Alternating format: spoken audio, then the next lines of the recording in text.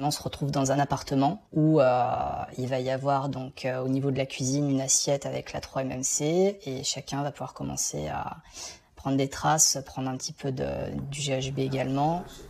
3-MMC, GHB, des noms de drogues qui longtemps ont rythmé le quotidien de Benoît. Ça commence le vendredi soir, ça dure toute la nuit du vendredi et ça peut ensuite continuer le samedi, le dimanche. On va chercher des partenaires en plus, il y en a qui arrivent, il y en a qui repartent. Donc il y a de la musique, voilà, ça dure vraiment longtemps. Plus de notion du temps, ni de la réalité. La sexualité devient alors un champ des possibles, boosté par la chimie.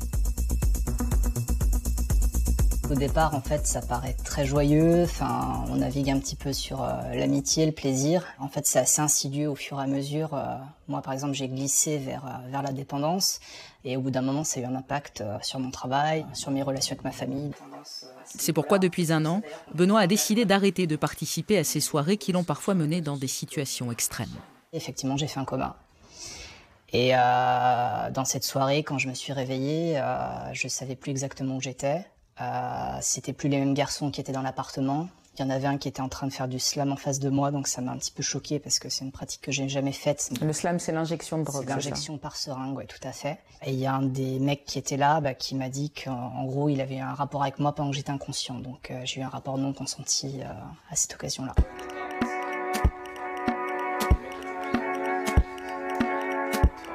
Ce que je vois qui m'a un peu inquiété et qui m'a motivé aussi à témoigner, c'est qu'il y a beaucoup de jeunes mecs qui peuvent arriver de la Loire, de l'Isère, de Savoie, qui tombent là-dedans très très vite et qui sont très très jeunes. Alerter, sans jugement, prévenir les risques. Benoît a appris à partager son parcours, mais pour trouver les mots, il lui a fallu gravir ses marches plusieurs fois par mois.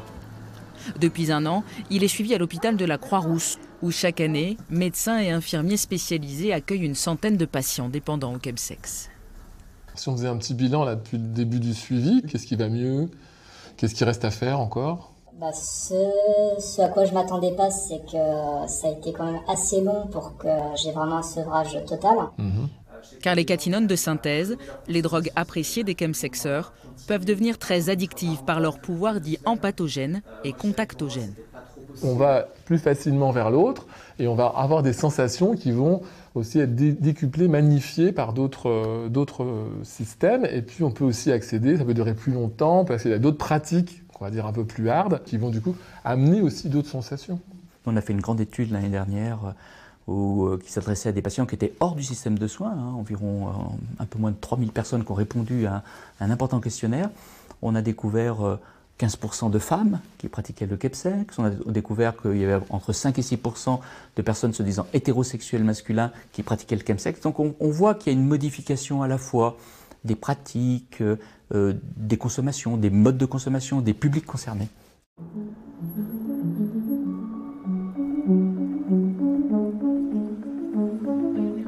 Comment expliquer que ces pratiques attirent un public de plus en plus large ? La réponse se trouve dans la facilité déconcertante avec laquelle on se procure des produits.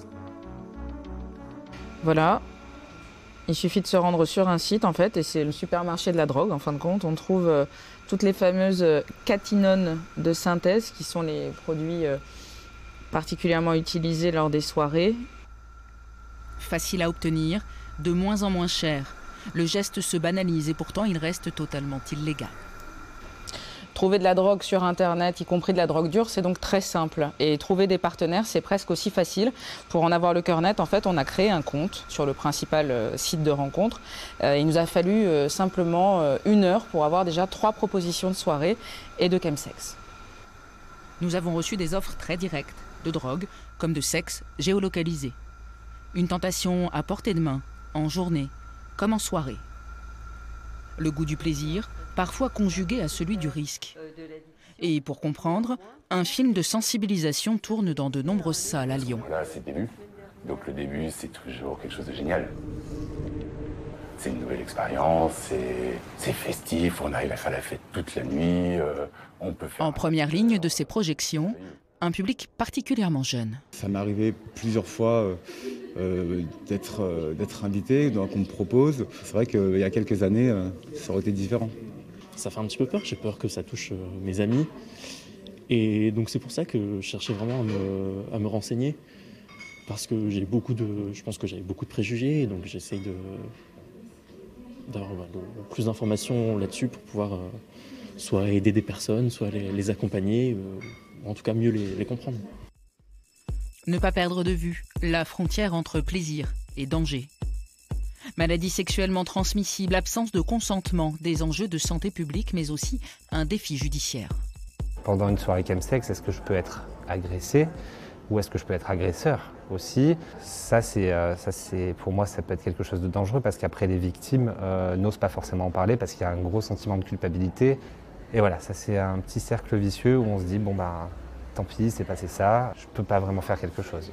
Ce qu'on attend, c'est surtout que la police puisse justement accepter de concevoir qu'il y a aussi des viols et que malgré la volonté de s'y être rendu, il n'y avait pas non plus de consentement. Ça représente beaucoup de cas dans vos patients? Oui. D'après plusieurs associations, 8 décès liés au chemsex ont été recensés à Lyon.